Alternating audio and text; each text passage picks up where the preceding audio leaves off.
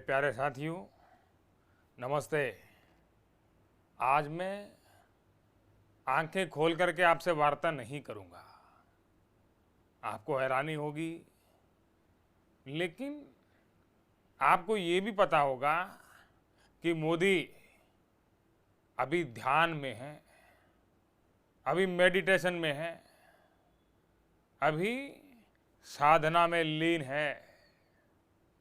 और इसलिए साधना में लीन होने के बाद मुझे लगता है कि मुझे आंखें खोल करके अपनी साधना को भंग नहीं करना चाहिए।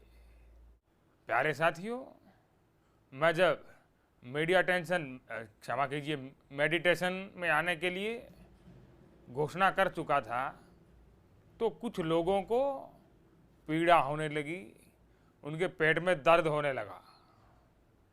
बोला, मोदी क्यों जा रहा है? मोदी तो कैमरे लेकर के जा रहा है। साथियों, आसपास कैमरे होने के बाद भी कैमरे में ना देख पाने की पीड़ा जो मुझे हो रही है, वो उस पीड़ा से कहीं ज्यादा है। साथियों, मैं आज आंखों में आंखें डाल करके आपसे वार्ता नहीं कर पा रहा, मुझे उसका भी दुख है।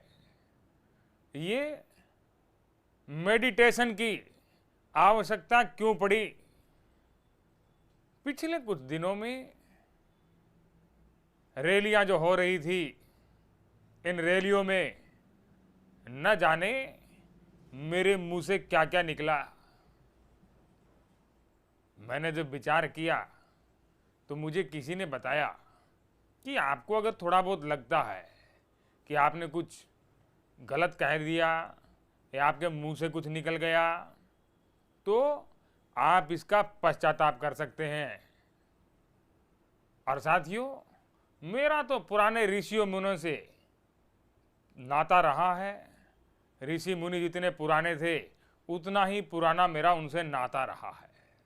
और इसलिए वो पुराने नाते से मैंने ये सीखा है कि पाप चाहे कितने भी कर लो, ओछी वाणी चाहे कितनी भी बोल दो, बुरे शब्द चाहे कितने भी बोल दो, अंत में अगर आप प्रायश्चित करते हैं, अंत में ध्यान लगा करके उन चीज़ों पर ध्यान करते हैं, तो ईश्वर आपके सारे पाप माफ कर देता है। और मैं तो गंगा मैया का गोद लिया हुआ बेटा हूं जी। मैंने तो ये भी इनको कहा कि 4 तारीख के बाद में मेडिटेशन कर लेते हैं।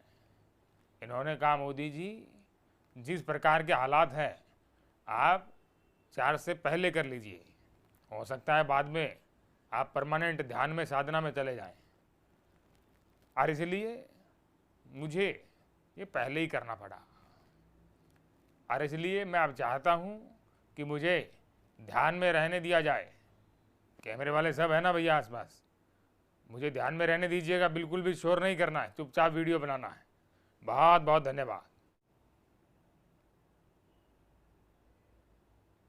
बंद हो गया क्या? बंद हो गया ना?